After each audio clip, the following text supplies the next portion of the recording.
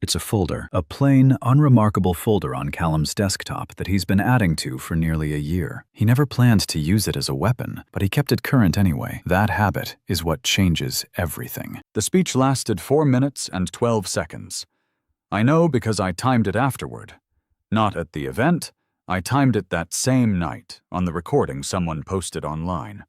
The one with the warm applause at the end and champagne glasses catching the light in the background. I watched it 3 times in that first hour. Not because I was looking for something I'd missed, because I already knew exactly what was in it, and I was calibrating how I felt about knowing. The event was held in a converted warehouse space in the Ashvale district, the kind that has exposed brick and high ceilings, and the particular smell of old stone being asked to perform as something contemporary. Expensive, restrained lighting. Catering that was understated in the specific way that communicates budget without admitting it.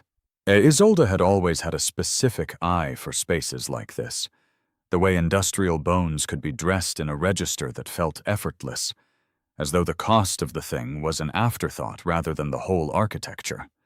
I should have paid more attention to that quality in her.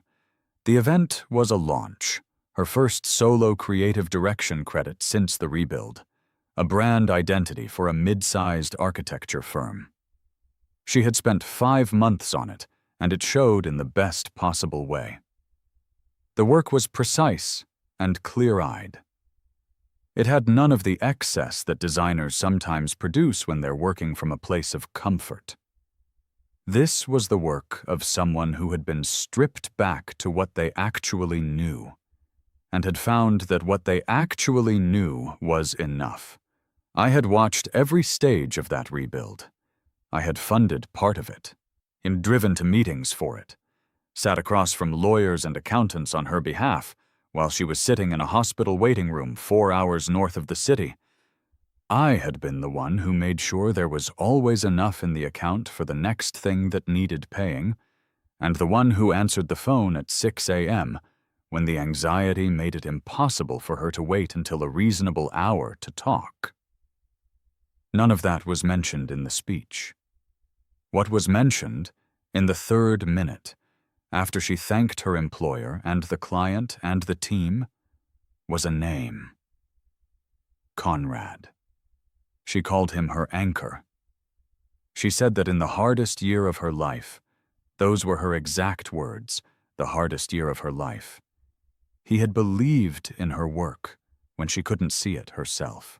Yeah, she said he had been the one who showed her that the ground was still there when it felt like it had disappeared. The applause was genuine. People who don't have the full picture respond to that kind of public gratitude with real warmth. It feels like evidence of something good. It feels like the story is the story she's telling. I was standing near the back of the room, holding a glass I hadn't touched. I didn't leave when she said it. I stayed until she stepped off the small, raised platform and was absorbed back into the crowd, until the moment dissolved into general movement and conversation and the ambient noise of a room that had moved past the speech and returned to itself. Then I set my glass down on a ledge near the door and walked out. Cerise. The air outside had the particular quality of late October in the city. Cold enough to register as real, with something beneath it that was damp leaves and old stone, and the exhaust drift of passing cabs. I stood on the pavement for a moment, watched 2 cyclists pass, watched a group of people outside a bar further down the street, watched the light from a window above me shift as someone moved inside. I wasn't angry. That requires clarification, because it sounds like the kind of thing a man says when he means the opposite. But it was accurate. Anger needs surprise as its fuel, and I hadn't been surprised in a very long time. What I felt was the specific quality of clarity that arrives when a long uncertainty finally resolves into a known fact. It's the way a financial model feels when the last variable is confirmed and the output stabilizes. You grieve the thing itself, but not the waiting. I had known about Conrad since February. It was now October. 8 months is a long time to maintain a folder carefully. I hailed a cab, gave my address, watched the city move past the window on the way home. I met Isolda 3 years before any of this, at a conference neither of us had any particular enthusiasm for attending. It was one of those design and finance crossover events that neither industry fully owns, the kind where the speakers are trying to be relevant to a room that is half trying to be relevant to them. The canapés were slightly wrong in a way I couldn't identify precisely. But the networking was aggressive in the way of people who have paid for a badge and intend to extract value from it. She was presenting a case study on visual identity for a renewable energy startup. On stage, she was direct and economical, the kind of presenter who uses silence as punctuation rather than filling it with sound.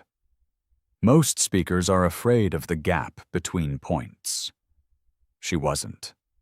She let the gap exist, and the audience leaned into it. I introduced myself after. She told me much later that she'd almost been gone before I reached her. She'd already made her assessment of the room and was heading for the exit when I caught her and said something specific, something that proved I'd been actually listening to the case study rather than reading emails behind my expression. That specificity was what made her stop. We had dinner 3 days later. The early years were good in the particular way that genuinely right things are good, not without texture, but without the structural strain that comes when something is fundamentally misaligned. We had similar rhythms. We valued the same quality of quiet. She was building her studio, I was building a track record at Ashevale Capital, and we fit around each other in a way that felt less like compromise and more like actual compatibility. Her studio was called Herondale, a 2-person operation she'd built with a business partner named Petra. 4 years in, the firm had a respectable client list and was beginning to move into higher-tier commissions. Isolda handled design. Petra managed operations, billing, contracts, vendor relationships, as the practical infrastructure that allows creative work to exist at a professional level. I met Petra twice across those first 2 years. She was friendly in an effortful way, the kind of person who establishes warmth faster than it can be earned, laughing at her own observations before anyone else has the chance to respond to them. In retrospect, that quality was a signal. People who work too hard at the performance of trustworthiness are usually managing some gap between the performance and the reality. I noticed it and cataloged it and moved on, the way you do when you have no specific reason to act on a marginal observation. I wish I'd paid it more attention. The year that changed everything began in November, not the calendar year. What the year I now think of as a unit unto itself, 11 months with their own particular weight and their own internal weather, distinct from everything that preceded and followed them. Isolda called me on a Tuesday evening. I was at my desk at home, a valuation model open on my screen for a mid-sized manufacturing client whose balance sheet I'd been reworking for 3 days. When the call came, I saved the document and closed the lid. Her voice had a quality I hadn't heard in it before. Not distress, not quite. Something more specific, the flat register of a person who has just absorbed a significant blow and hasn't yet begun to feel it properly. The way a body goes quiet after impact before it registers the damage. She said, "I need to tell you something." She told me about Petra. Their accountant had flagged it. Over the preceding 14 months, Petra had been diverting client retainer payments, depositing them to the studio's operational account as expected, then transferring them in increments to a private account in her own name. The amounts were small enough individually to avoid triggering automatic alerts. Across 14 months, they added up to a total the accountant was still calculating. She told me all of this in a tone that made me understand she hadn't told anyone else yet. I asked where she was. She said she was still at the studio. I said I was coming. The drive took 20 minutes, and I spent it thinking rather than reacting. By the time I parked, I had a working map of the immediate priorities. A solicitor with commercial fraud experience, the bank, a communication plan for active clients, while an accounting review to establish the full figure and the studio's current actual position. The fraud was damaging, but damage is manageable if the response is ordered and quick. The question was whether she had the capacity to order it, or whether she needed someone to run the immediate sequence while she found her footing. She was sitting at her desk in the dark when I arrived. I turned on a lamp, sat across from her. She showed me the documentation. The figure was £84,600 across 14 months, retainers deposited and then transferred in careful, patterned increments, never a round number, never a large single movement, to an account Isolda had never known existed. There was something particularly cold about the methodology of it, the patience it required, 14 months of small and careful extractions from a person who trusted you, from a business you were supposed to be building together. It was not impulsive. It was planned. I stayed until 1 a.m. We drafted the immediate communication to the accountant. I reviewed the client contracts and identified the clauses relevant to a business disruption scenario, the ones that gave her grounds to maintain relationships through the investigation rather than lose them. I helped her draft a short, professional message to her 3 active clients, indicating that a financial administration review was underway. Nothing alarming, but honest enough to keep the relationships intact. She was functional throughout, present, asking the right questions, making the right notes. The flatness didn't lift entirely, but underneath it, she was still operational. When I left, Bentuan, she walked me to the door and put her forehead against my chest for a moment, and she said, "I don't know what I would do." I didn't answer that with what it invited. I said I'd call in the morning. I drove home through empty streets. The city at that hour has its own specific quality, the infrastructure visible in a way it isn't when the city is full of people. The signal lights cycling through their sequences for no one. The empty buses running their routes. I thought very clearly, this is going to be a long year. The solicitor's fees began in December. I referred her to a commercial litigation firm I had a professional relationship with through Ashvale, a firm that was expensive in the way that good lawyers are expensive, which is to say their fees were a function of their precision and their track record rather than their padding. Now, the initial retainer to begin the civil case against Petra was £12,000. Isolda didn't have it. Her personal reserves had been quietly depleted over the months she'd unknowingly been subsidizing Petra's theft. The studio's revenue had felt constrained for reasons she'd attributed to slow billing cycles. By the time the accountant identified what had actually been happening, she had enough to cover 2 months of operational costs, and not much beyond that. I paid the retainer. I was specific about the structure of it. We sat down together one evening and I said, "This is a loan. These are funds you'll repay when the situation resolves." She agreed without hesitation. She sent me a text message that evening. "I'll pay you back everything, I promise, once this resolves. All of it." I kept the message. And I kept it the same way I keep everything that has financial or contractual significance. Screenshotted. Dated, transferred to a folder on an encrypted drive. This was professional reflex, not suspicion. 8 years as a financial analyst produces a specific relationship with documentation. You don't record things because you expect to need them. You record things because the habit of recording is what keeps accounts clean. Both parties stay honest when the record exists. The record exists whether it's ever needed or not. I created the folder that evening. I labeled it with the year. The screenshot of her message was the first entry. It would eventually contain 43 separate entries, spanning 11 months. But that came later. January brought the hospital.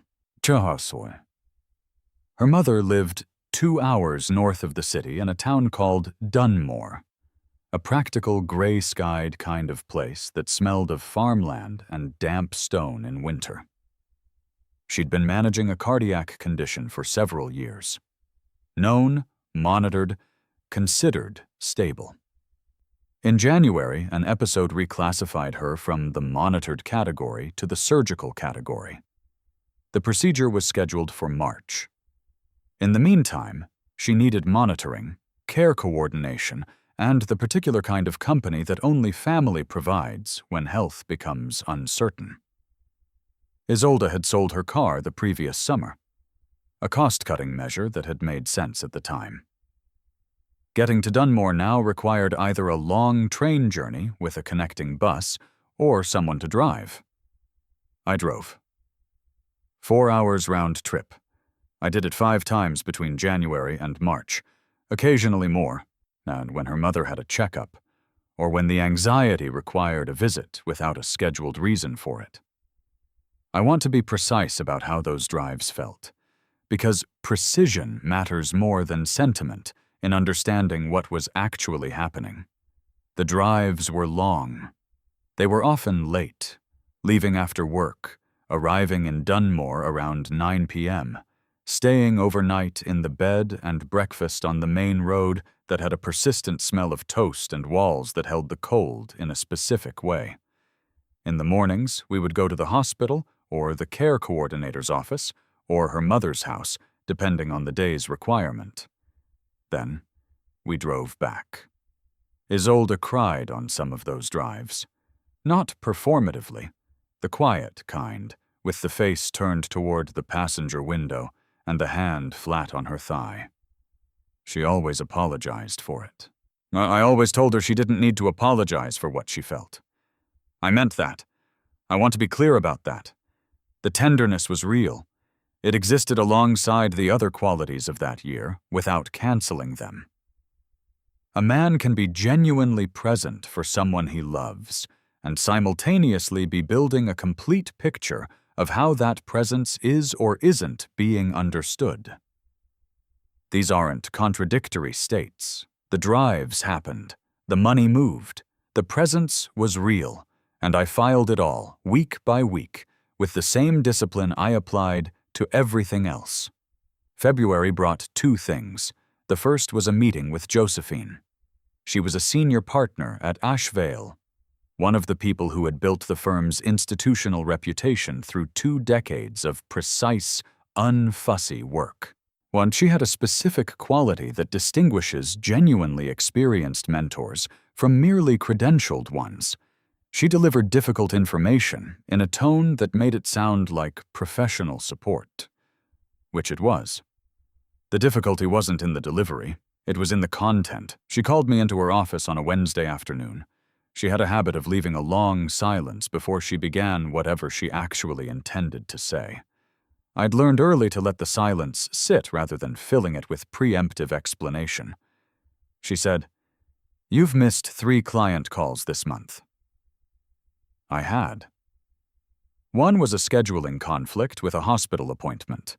2 were days I'd been managing the stages of Isolda's legal situation, once accompanying her to a meeting with the solicitor, and once helping her prepare the documentation the accountant needed for a formal complaint filing. I told her the truth. There had been some personal circumstances requiring attention, and I had managed the conflicts as professionally as I could, ensuring all materials were current and all clients had been followed up with by other team members. Josephine looked at me with the patient precision of someone who has had this conversation in many forms over many years. She said, "The review period is 8 weeks. Whoever shows up completely for those 8 weeks gets the position. That's the mechanism." I'm not telling you this to be unkind."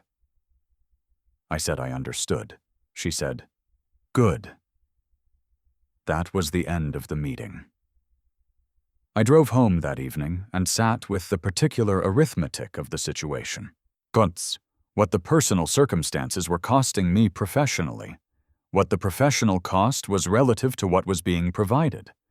Whether the person on the other end of the equation had any visibility into the scale of what was being held on her behalf. I added a note to the folder that evening. The date. The name of the promotion. Josephine's exact words. The 3 missed calls, with brief explanations. Not accusation. Documentation. The second thing February brought was Conrad. He'd existed peripherally since November, a name that surfaced occasionally in Isolda's professional world. Creative director at a firm called Red Veil Studio, well connected across the design industry, the kind of person who appears at the edges of industry events and seems to know everyone. And he had been introduced to Isolda at a networking event and had followed up with what presented as professional interest. He knew commissioners, had relationships with magazine editors, moved in circles that could be useful to someone rebuilding. All of this was plausible. Creative industries run on exactly this kind of network exchange. A well-positioned person showing interest in a talented designer having a rough year is not inherently suspicious. What I noticed was frequency. It wasn't dramatic. It was the kind of thing that registers below the threshold of immediate concern if you're not professionally trained to read pattern before you can name it.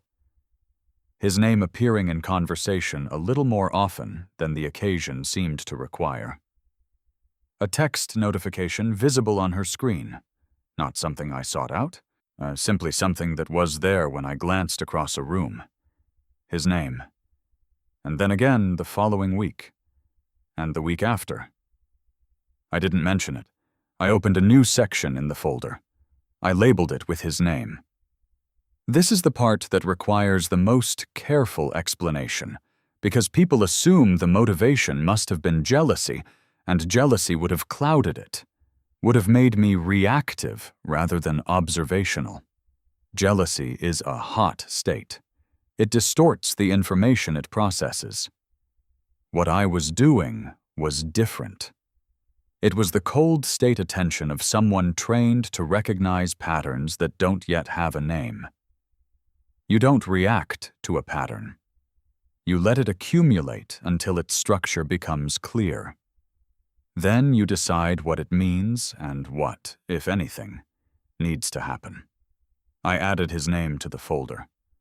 I kept watching.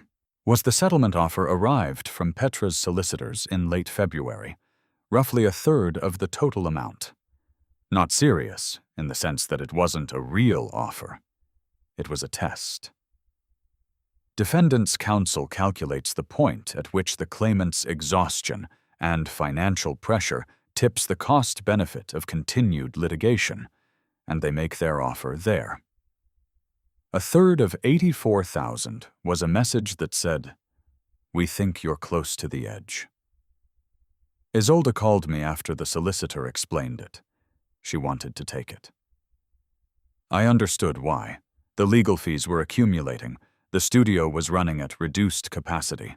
Her mother's post-surgical recovery was extending the timeline of the Dunmore visits. The pressure was multidirectional and real, and a resolution, even a partial one, had an obvious appeal.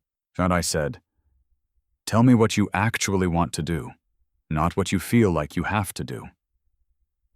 There was a pause that told me she knew the difference. She said, "I want to fight it." I said, "Then fight it."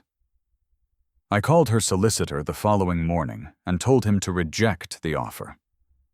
I paid the next invoice a week later. £7,400. I logged it in the folder.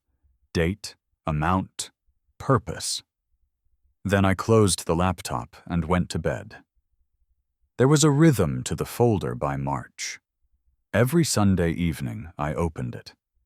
Not to sit with it emotionally, not to inventory grievances or perform a private audit of suffering. The way you review a position at the end of a trading week, dispassionately, to ensure the record is current and complete. Receipts logged. Bank transfer references noted. Message screenshots dated and organized. Calendar entries from the Dunmore visits, the hospital appointments, the solicitor meetings, exported and saved. The Conrad section had grown. I had noted 3 occasions where Isolda had mentioned him in a professional context. He had introduced her to a potential client. He had offered feedback on a pitch deck she was preparing. He had connected her with an editor at a design publication who might be interested in featuring her work. All legitimate, all the kinds of things a professionally generous person with the right connections might do. What I also noted was one entry that was harder to categorize cleanly. She had attended a presentation meeting for a potential new client, a meeting I was aware of and had given her feedback on the preparation for. She came home and told me how it went. She mentioned that Conrad had been at the meeting, a connection of the clients, invited to add perspective. She mentioned it naturally, in the way you mention something you don't think requires special emphasis. She did not mention that they had dinner together afterward. I found out through a professional contact of mine, someone in an adjacent industry circle who knew Conrad by reputation and had seen them at a restaurant that evening. Not gossip. Ambient information. The kind that circulates in the city's professional layer without intent or agenda. I added it to the folder. The date, the discrepancy, the source, and their level of certainty. I didn't raise it with her. The surgery was in March, on a Tuesday, and we drove up the night before and stayed at the bed and breakfast on Dunmore's main road, the one with the toast smell and the thin walls, and the bedside lamp that flickered for a moment before settling. Her mother had made dinner for us, a practical and generous gesture from a woman who expressed care through feeding people rather than conversation. The procedure was scheduled for 8 a.m. We were at the hospital before 7. The waiting room had plastic chairs and a television mounted too high on the wall, cycling through morning news with the sound low. A coffee machine in the corner produced something that was technically coffee. The room smelled of cleaning fluid and warm electronics. I had a laptop. As I worked on a client valuation model I'd been given a deadline extension on, the extension having been necessary because of the conflicting demands of this same period. Isolda sat beside me with a paperback she'd brought, but didn't open. We didn't talk much. Occasionally she would reach across and place her hand briefly on my arm. The surgery was 4 hours. When the surgeon came out and said the procedure had gone well, Isolda put her face in her hands for a moment. Not crying, just releasing a sustained pressure that had been building since January. We stayed overnight. Saw her mother in the evening, pale and tired and already somewhat wryly annoyed at being confined to a hospital bed, which was a good sign. Drove back to the city the following morning. On that drive, on the motorway in gray late winter light, Isolda said, "I keep thinking about what I'd do if I lost her." I said, "You haven't." She said, "Because of you. I keep thinking, I couldn't have managed any of this without you." The motorway light was flat and even and slightly colorless, the kind of light that exists before the year has committed to anything. I said, "You don't have to think about it." I said it as comfort. It was also, I now understand, accurate in a specific and practical sense. She wasn't registering. The support had become invisible in the way that functioning infrastructure is invisible. You only notice the pipes when they fail. You never notice the pipes. She was not noticing the pipes. Gideon got the promotion in April. An internal memo. No separate conversation. In Josephine's professional language, that silence was itself a communication. There was nothing to say. The 8 weeks had produced a visible pattern. The decision reflected it, and further discussion would only have been either apology or justification, neither of which Josephine trafficked in. I sat with the memo for a while. The response I had was not the one the situation seemed to call for. There was no spike of anger, no sense of injustice wrongly delivered. What arrived, instead, was the particular exhaustion of a calculation that has finally returned its result, a number you'd been intuiting for months but hadn't wanted to finalize. And then, in the quiet after that, a question. It arrived without drama, without heat. It was simply, does she know what this year is costing me? Not as accusation, as a genuine inquiry. I opened the folder. I looked at the full picture. Legal fees covered £22,000 across the solicitor invoices to date. The initial retainer, the subsequent monthly billings, the document review charges, travel costs, done more trips, hospital parking, the bed and breakfast, fuel. Roughly $3,000. Rent covered. She had fallen 2 months behind on her studio rent during the period of financial disruption. I'd covered both, $800 each, $1,600, day to day. The weeks when the cash flow was too thin for groceries and utilities, and she hadn't asked, but I'd arranged. Harder to itemize, but present. Total, to date, $31,000 and change.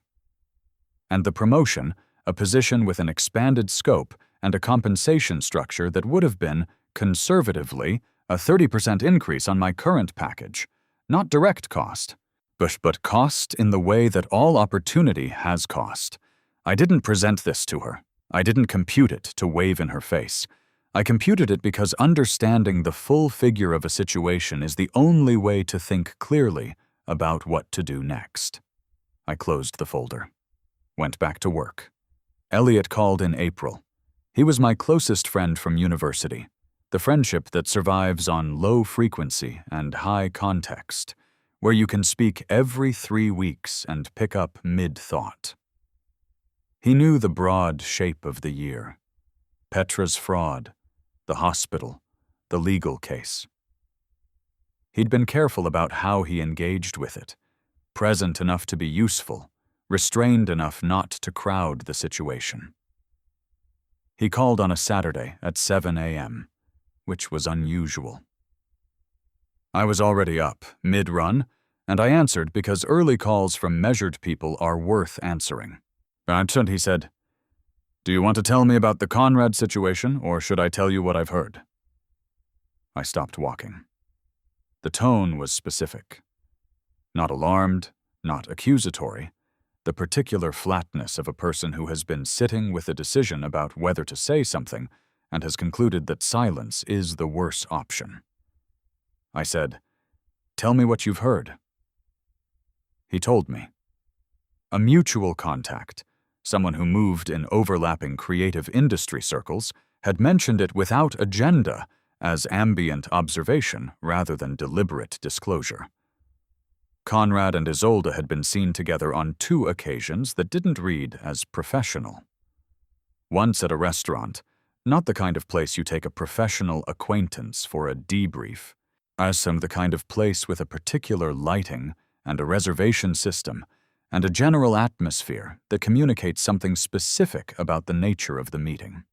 Once leaving a gallery event together, well past the point in the evening where professional obligations justify remaining. Neither of these, in isolation, is definitive, but they were consistent with the pattern already developing in the folder. I thanked Elliot. He said, "Are you okay?" I said, "I'm not in pieces, if that's what you're asking." He said, "That's not quite what I asked." I told him I was processing it in the way that made sense for how I operate, building a complete picture before making any decision. He accepted that. He's known me long enough to understand that this is not avoidance. It's the only mode I'm capable of. After we hung up, I ran for another half hour. Let the rhythm clear the noise. Then I went home, sat down, and began a proper search. Conrad had been at a firm called Fenwick Creative for 3 years, ending approximately 4 years ago. His departure had been quiet. These departures always are, when the situation is managed rather than publicized. But if you looked at the professional forums from that period, the kind of threads that survive in archives, partial and carefully phrased, there were discussions about a situation involving a junior designer who had left Fenwick shortly after Conrad's departure. She had filed a complaint through an industry body. The complaint was in the public register, with names and specific identifying details redacted, but the company name and the approximate period were available.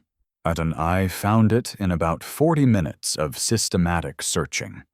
The language of the filing was formal and precise. It described a pattern the complainant characterized as targeted professional advancement contingent on personal relationship development. The mechanism it described was specific. An established industry figure identifying professionally vulnerable women, people at transitional or difficult points in their careers, offering meaningful career support and access, and allowing the personal relationship to develop as the apparent natural consequence of that support, while never explicitly stating it as a requirement. The complaint had been settled. No formal finding issued. The complainant had moved on.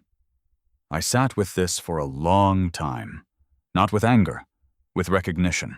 At the pattern described in that document, the identification of vulnerability, the professional entry point, the relationship that develops under the cover of mentorship and support, was being replicated with precision on someone I knew. Someone who was, in objective terms, professionally and emotionally vulnerable. Someone whose gratitude for the kind of support Conrad was offering would be enormous and genuine, because genuine vulnerability produces genuine gratitude, and someone who already had a man in her life carrying the actual weight, invisibly, in the way of load-bearing infrastructure. I printed the Fenwick filing, added it to the folder, dated the entry. Then I opened a new section. I labeled it Response. May was when the atmosphere shifted, not in any single event.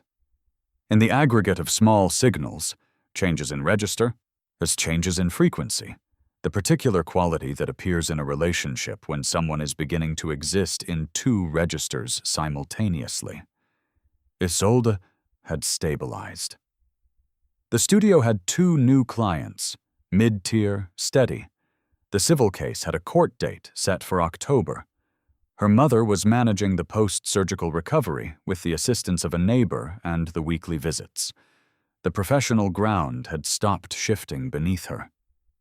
And she was, genuinely, returning to herself. That's a real thing. Watching someone come back from a sustained, difficult period has its own texture. A lightness beginning to appear in the voice, a capacity for forward planning that anxiety had contracted. She was making plans that didn't begin with, if things improve, but with when and where. She was laughing at things again. Whilst she was thinking about her work with pleasure, rather than just with the grim determination to keep the business alive. These are good things. I want to be absolutely clear about that. Her recovery was genuinely good, and I experienced it as such. What I was also experiencing, quietly alongside it, was the shift in company. Conrad appeared in her stories more frequently, with an ease and a familiarity that was changing in quality over the months, moving from the occasional professional reference to the kind of reference that includes shared context, private jokes, the texture of a relationship with its own language. Most significantly, she had stopped monitoring how his name sounded when she said it. This is a subtle thing, and I don't want to overstate it, but it's real. So, there is a quality of self-consciousness when people mention someone they're managing their presentation of. A slight extra care in the tone, an awareness of how the name lands. When that self-consciousness is gone, it means the person has stopped thinking of it as something that needs managing. She had stopped managing. That was the confirmation I'd been building toward. I updated the folder. I made 2 decisions in May, and I made them cold. The first was not to confront her. Confrontation at that stage would have been a strategic error. It would have handed her a narrative frame, allowed her to position herself as the one being accused, me as the one being unreasonable or controlling, Conrad as incidental to the drama. It would have closed the information gap before I had a complete picture. And it would have made everything that came next a reaction rather than a decision. I don't operate well in reaction. My best moves are always premeditated. The second decision was not to leave yet. There was a specific reason for this, and it was financial and logistical rather than emotional.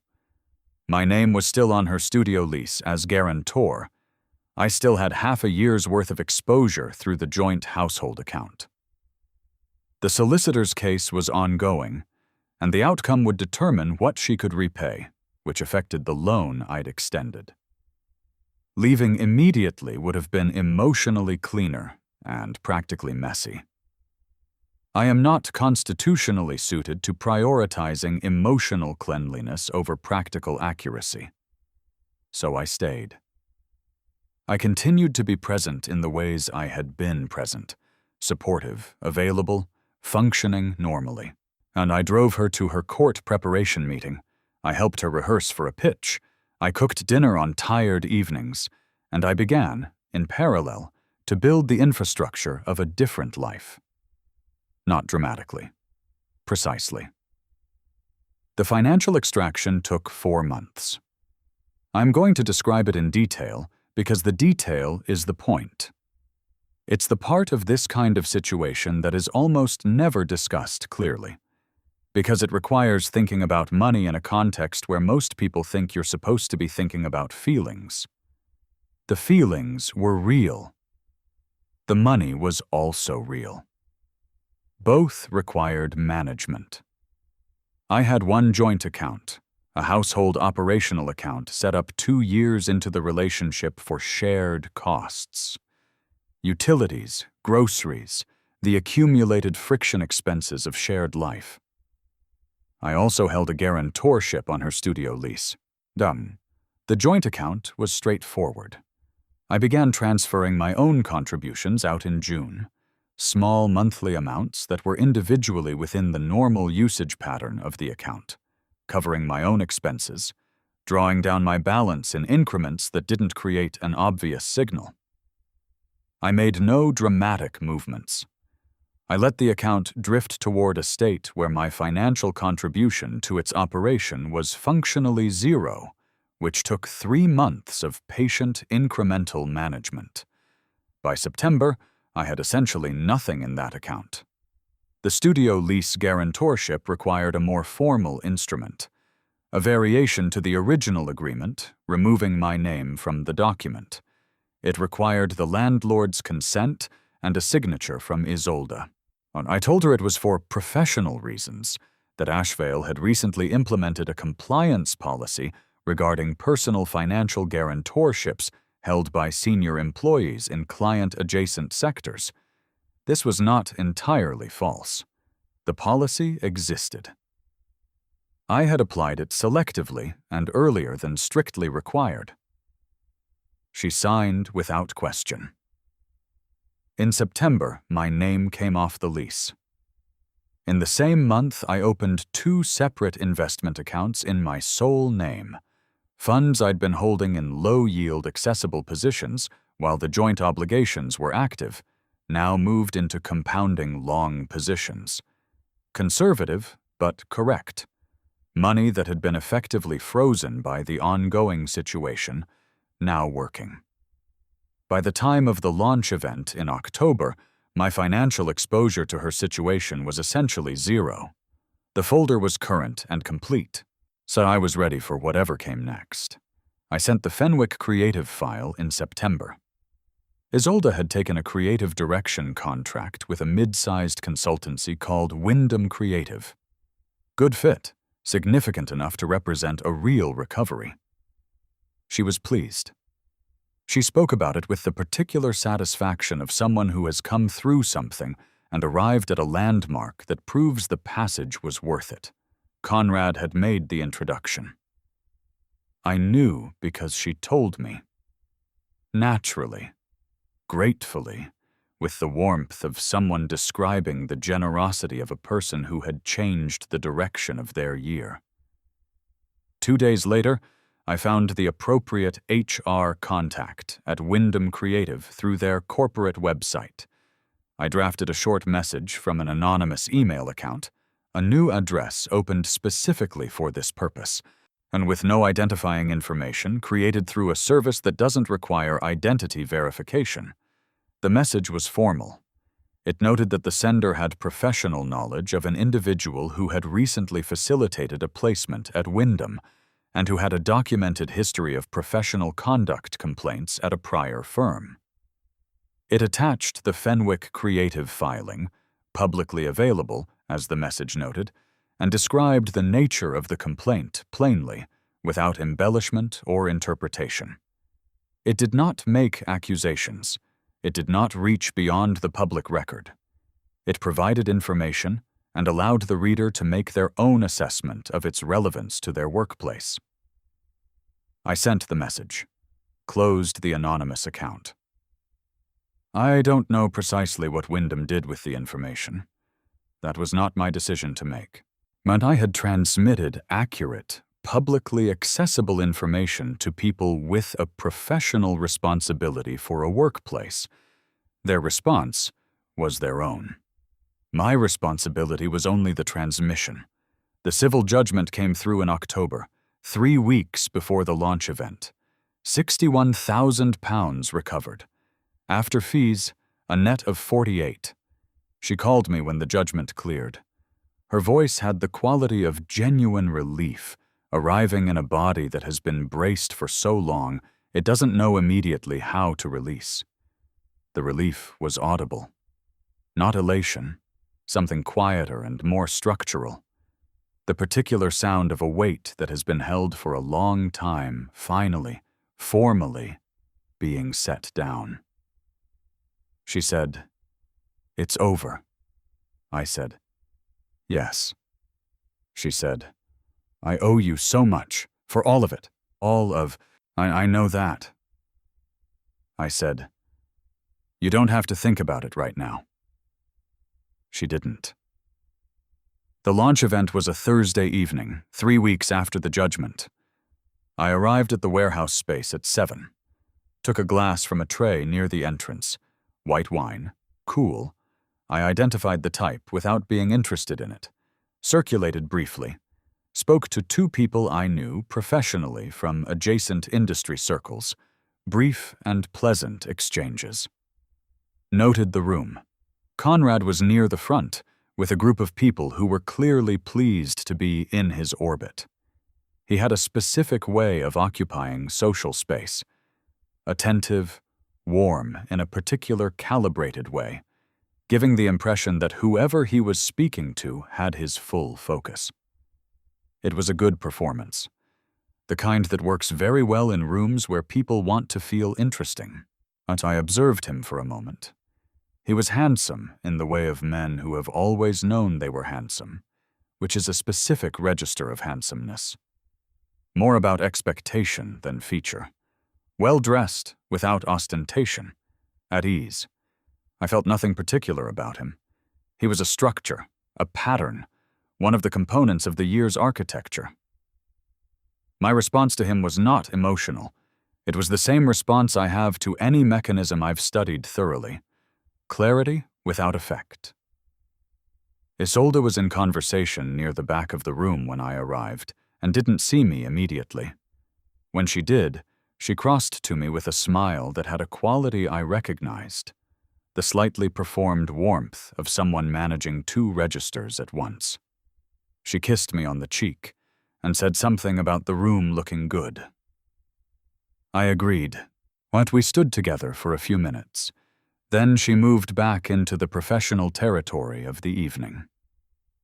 The speech began at 8. She stood on the low platform at the front of the room. She had always been a composed public speaker, the same quality I'd first noticed 3 years earlier at the conference where I'd followed her to the exit. The silence between points used as punctuation. The voice even and clear. She thanked the architecture firm that had commissioned the work. She thanked Wyndham Creative for the professional home. She thanked the team members who had executed the work alongside her. Then she said his name. She said it with a warmth and a directness that left no ambiguity about what it signified to her. She said that in the hardest year of her life, he had seen what she was capable of when she couldn't see it herself. And she said he had believed in her work when the ground had gone. She said he had been her anchor. She looked at him when she said it. He received the attention with a practiced modesty, the particular modesty of someone who has prepared for a room to look at them and has practiced the response. The applause was real and warm. People who don't have the full picture respond to this kind of gratitude with genuine feeling. It looks like the right story. It looks like the kind of ending that justifies the difficulty. I set down my glass on the ledge near the door. I walked out. The solicitor sent the letter 17 days later. It arrived at Isolda's address by recorded delivery. I knew it would because he'd told me the timing when I'd given him the final documentation packet. The letter was professionally drafted. No emotional language, as no accusatory tone. The clean register of a legal communication that exists to establish a formal position rather than to score points. It outlined a claim for the recovery of documented loans made over the preceding 11 months. The total was £44,230. The figure was arrived at by reviewing the full folder and subtracting the items I had categorized, on reflection, as genuine gifts rather than loans, smaller amounts, costs that in retrospect I would not have tracked as debts, even if the circumstances had remained uncomplicated. The remaining items all had receipts, transfer references, and in the largest cases, specific communications confirming the loan structure. The message she had sent: "I'll pay you back everything, I promise, once this resolves. All of it," was reproduced in full, was with the date and the timestamp. The letter also noted, in a single sentence near the end, that the sender had ceased to consider himself in a personal relationship with the recipient as of the date of the letter. No phone call before it. No conversation. No face-to-face conclusion. This was deliberate, and I want to explain the deliberateness. Confrontations invite immediate reactions. Reactions produce heat. Heat is where accountability goes to dissolve. In the competing narratives, the hurt feelings, the confusion of the moment. A letter is not a confrontation. A letter is a document. It has a date. It has terms. It exists independently of what either party feels in the moment of receiving it. It cannot be argued with in the way a conversation can. It has to be answered on its own terms or not answered at all. And she called 4 times in the 3 days after it arrived. I did not answer. On the 5th call, on the 3rd day, I answered. She said, "This is unbelievable." I said, "The documentation is comprehensive. My solicitor is available if you'd like to discuss the repayment schedule." She said, After everything we went through together." "You're doing this now?" I said, "Yes." There was a pause where I could hear her recalibrating, moving from the immediate heat of the response toward something more considered, because she was, underneath it all, an intelligent person. And intelligent people eventually move past the first emotional register. She said, "Conrad and I thought you knew. I thought you must have known and were just—" She didn't finish the sentence. I said, "I did know." Silence. Then, "Since when?" I said, "February." Another silence. The weight of that was audible. 8 months of silence reframed, not as obliviousness, but as observation. She said, "You've just been sitting on it." I said, "I've been getting clear." She said, I don't even know what to say to that. You let me go on thinking." I said, "I let you make your own choices. I didn't interfere with them. I also took care of the things that needed taking care of." She said, "And now you want money. After everything, you send me a legal letter." I said, "I want what was agreed, that's all. The agreement was yours, not mine. You put it in writing." She said, "I can't believe you'd reduce everything we had to a financial claim." I said, "I'm not reducing anything. I'm asking for what was documented. The rest of it is its own thing." She was quiet for a long moment. Then she said, "I don't have that kind of money available right now." I said, "My solicitor can discuss a structured repayment arrangement. The full amount is recoverable from the civil judgment net of your existing obligations. The timeline is flexible." She said, "You thought about all of this?" I said, "Yes." I ended the call. I placed the phone face down on the desk. The silence in the room had a specific quality. The quality of a space after something large has been removed from it. Not emptiness, exactly. Clearance. I went back to Josephine in November, not to ask for anything, to have a professional conversation about the next cycle. I told her the personal circumstances had resolved. Yet she looked at me with the particular attentiveness she had, the quality of someone who registers what is said and what is not said with equal precision. She said, "The second review period starts in January, 8 weeks." I said, "I know." She said, "I'll be watching for presence this time. Not competence. That was never the question. Presence." I said, "You'll have it." She said, "Good." She opened a different folder. We talked about the client structure for the coming cycle, the expanded scope of the senior role, what a successful 8 weeks would actually require. The conversation was practical and clear. When I left her office, I stood in the corridor for a moment. The building had its particular afternoon smell, recycled air and printer toner, and something faintly of the coffee machine on the second floor.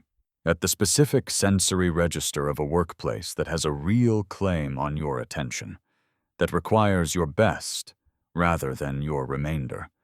I went back to my desk. I opened the valuation model. I worked until 7. Conrad stepped back from Red Veil Studio in December. I found out through a professional contact, mentioned in passing, without particular drama. Not fired, stepped back. The language of a departure that both parties prefer over the alternative. I don't know exactly what form the information I transmitted to Wyndham Creative took once it arrived. I don't know whether they acted on it directly, or whether it informed a subsequent investigation of their own, or whether it reached other hands through other channels. The specific mechanism of transmission from the folder to the outcome is not something I have full visibility into. What I know is that accurate information was placed with people who had responsibility for it. What happens to information once it arrives in the right hands is not my business. The first repayment arrived in December. The amount was consistent with the structured arrangement, which had been agreed through solicitors without any direct communication between us. Her solicitor and mine exchanged paperwork. An amount was agreed. A schedule was set. I noted the payment in the folder. Then I looked at the folder in its entirety. 43 entries. 11 months. A complete record of a specific period of time, its costs, its mechanisms, its evidence, and its resolution. I moved the folder into an archive directory. Filed under the year. Not deleted. Archived. So it's the kind of move you make when a project has concluded and you want the record preserved but no longer active, no longer something you open and update, something you move to where documents go when their purpose has been served. I closed the drive. Josephine offered me the senior position in January. The second review cycle had produced a different pattern from the first. Consistent presence, no conflicts, full engagement with the client-facing scope. Consistent presence is unremarkable, which is the point. It's only inconsistency that gets noticed. Showing up is invisible until you stop. She gave me the details in her office: compensation, scope, expected responsibilities. She delivered it in her usual manner, unhurried, precise, leaving the appropriate silences. At the end of the meeting, and she said, "There's something different about how you operate this year. I can't put it precisely, but it reads as someone who has made a decision about what their attention is for." I said, "I had a useful year." She considered that. She said, "Good, let's get to work." I ran into Isolda once, in February. Not arranged.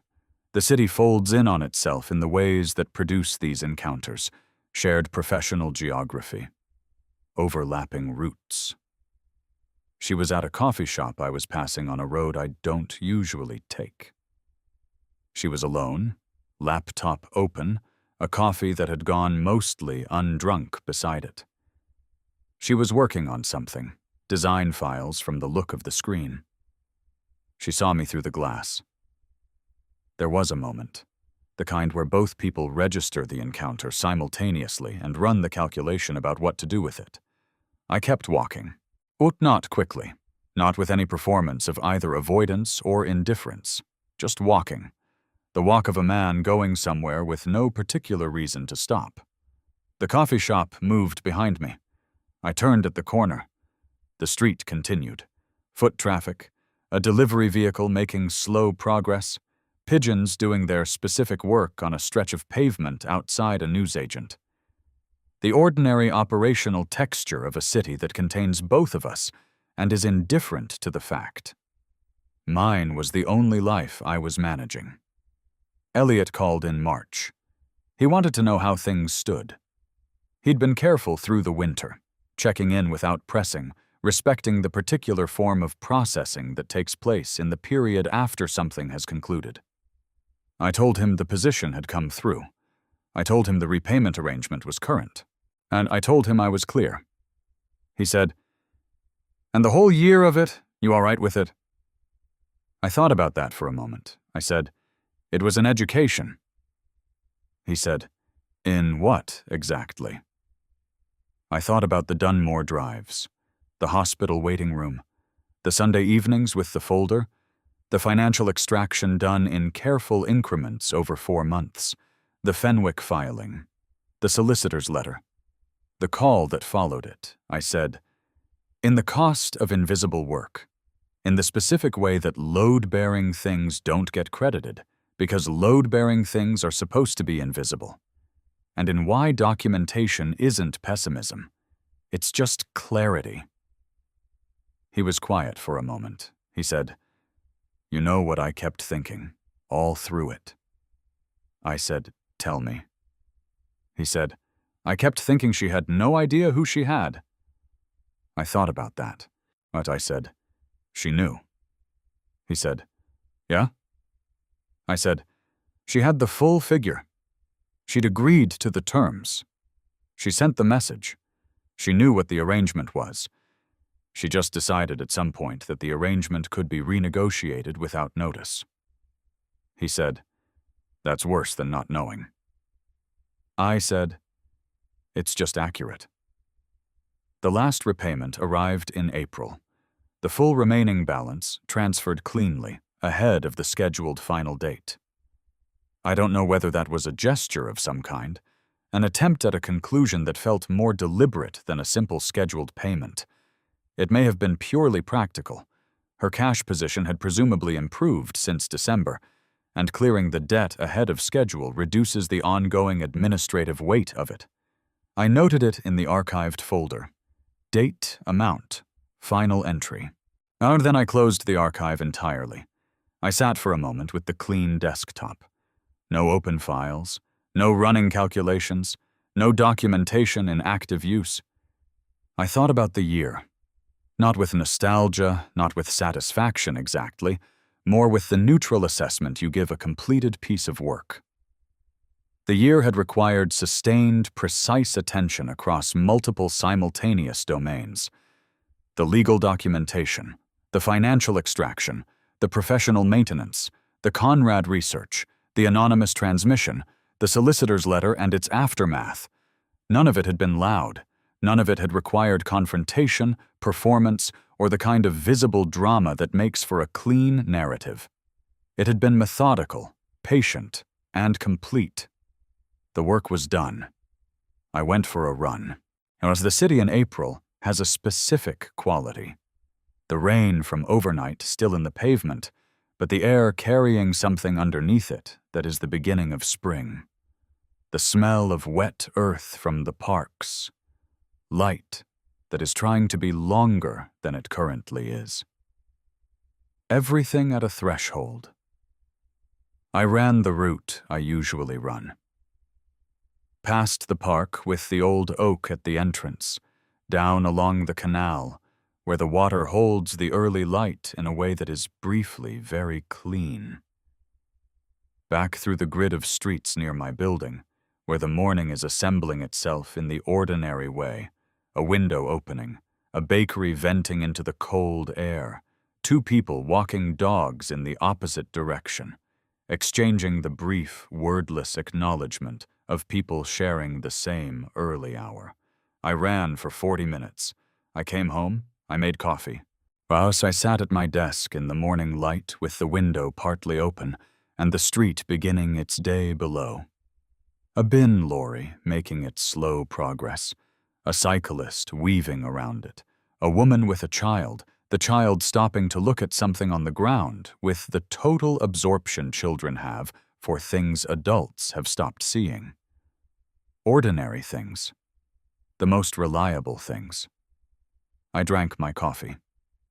Outside, the street continued. Nothing pending, nothing owed.